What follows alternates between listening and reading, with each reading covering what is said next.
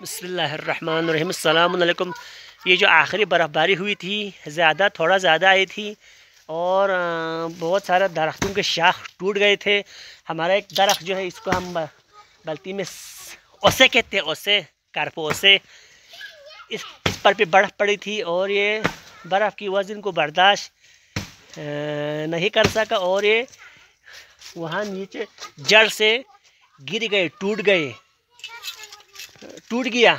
टूट कर देखे हम इसको थोड़ा थोड़ा करके काट के ले जा रहा है। ये पूरा दरख्त तो हम उठा के नहीं ले जा सकते, थोड़ा थोड़ा करके हम काट के इसको ले जाने के लिए आया। हमारे बच्चे जो है ये हमारे बच्चे भतीजे सब यहाँ पर हमारी मदद के लिए छोटा छोटा इधर तफरीक के लिए थोड़ा इनको ये हमारे साथ इधर ताउन के लिए आए हुए हैं। आप देख सकते हैं इनको काटेंगे हम। काम ये आप देख सकते हैं। ये तो हम थोड़ा थोड़ा काट के ले जाएंगे रक्शे में चढ़ा के। Thank you very much.